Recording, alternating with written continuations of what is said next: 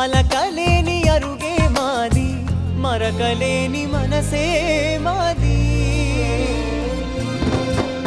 తెరలు లేని తలుపే మాది, గొడవ లేని గడపే మాది, కరువు లేని కరుణే మాది. ఈ చోట కురిసేటి ప్రతి చినుకు జన్మ పావనమే, ఈ తోట విరిసేటి ప్రతి పువ్వు బ్రతుకు పరిమళమే.